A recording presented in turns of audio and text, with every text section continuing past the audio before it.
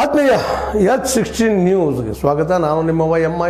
ಮಲ್ಲಪ್ಪ ಜೋತವ್ರು. ಆತ್ಮೀಯರೇ, ನಮ್ಮ ಬಸವನಗೌಡ ಪಾಟೀಲ್ ಯತ್ನಾಳರು ನಿಜವಾಗಿಯೂ ಒಬ್ಬ ಬಂಡಾಯ ವ್ಯಕ್ತಿ ಆಗ್ತಾ ಇದ್ದಾರೆ.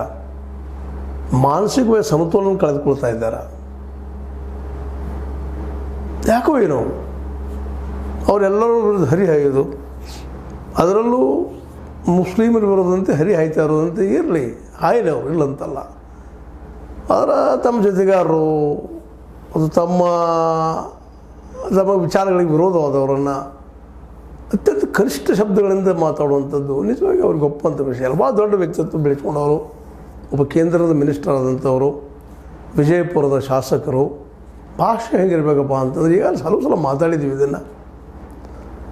ಹಿಂದೆ ವಿಜಯೇಂದ್ರ ಅವ್ರ ವಿರೋಧ ಆಗಿರ್ಬೋದು, ಯಡಿಯೂರಪ್ಪನವ್ರ ವಿರೋಧ ಆಗಿರ್ಬೋದು, ಅವ್ರು ಮಾಡಿದ್ದನ್ನು ನೋಡಿದಾಗ ಬೇಸದ ಕಡೆಗೆ ನಮ್ಮ BJP ಭಾರತೀಯ ಜನತಾ ಪಕ್ಷ ಅವ್ರನ್ನ ಪಕ್ಷದ ಹೊರಗೂ ಹಾಕಿಬಿಡ್ತು. ಬೇಡಪ್ಪ ಇವ್ರ ಬಾಯಿಗೆ ನಾವು ತೆರೀಲಿಕ್ಕೆ ಆಗೋದಿಲ್ಲ ಅಂತೇಳಿ. ನಾಲಿಗೆ ಒಳ್ಳೆಯದಾದ್ರೆ ನಾಳೆಲ್ಲ ಒಳ್ಳೆಯದಂತ. ಈಗ ಅಪ್ಪರಿಗೆ ಹುಟ್ಟಿದ ಈ ಮಾತು ಎಲ್ಲಿಗೆ ಹೋಗ್ತದೆ ರೀ? ಯಾರು ಹುಡ್ತಾರೋ ಏನೋ, ಅದು ಇತಿಹಾಸ ಗರ್ಭ.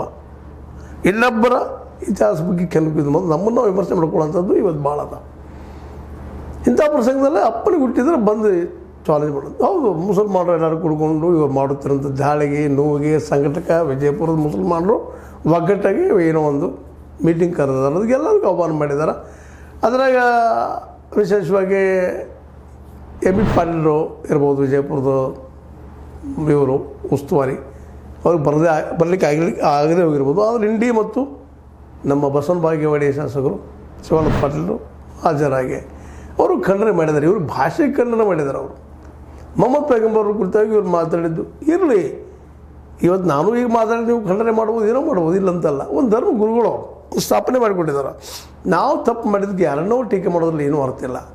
ಮೊಹಮ್ಮದ್ ಪೈಗಂಬರ್ ಬಗ್ಗೆ ಮಾತಾಡಿದಾಗ ಮುಸಲ್ಮಾನರು ಸ್ವಲ್ಪ ಅವ್ರಿಗೆ ಸ್ವಾಭಿಮಾನಕ್ಕೆ ಪಟ್ಟಾಗೆ ಏನೋ ಆಗ್ಯದ, ಕರೆದಿದ್ದಾರೆ, ಒಂದು ಖಂಡನೆ ಮಾಡಿದ್ದಾರೆ. ಇಂಥ ಮಾತು ಮಾತಾಡಬೇಡ್ರಪ್ಪ ಅಂತೇಳಿ ಅದು ಅಲ್ಲಿಗೆ ಸೀಮಿತ. ಅದು ಭಾಗವಹಿಸಿದರು ಮುಸಲ್ಮಾನರಿಗೆ ಹುಟ್ಟಿದವರು, ಪಾಕಿಸ್ತಾನಕ್ಕೆ ಹುಟ್ಟಿದವರು, ಇವೆಲ್ಲ ಭಾಳ ಕೇಳ್ತಾ ಇದ್ವಿ ಈ ಮಾತುಗಳಿದು. ಇದು ಇಷ್ಟರ ಮಟ್ಟಿಗೆ ಯಾಕೆ ಹೋಗ್ತಾ ಇದೆ ಅಂತ.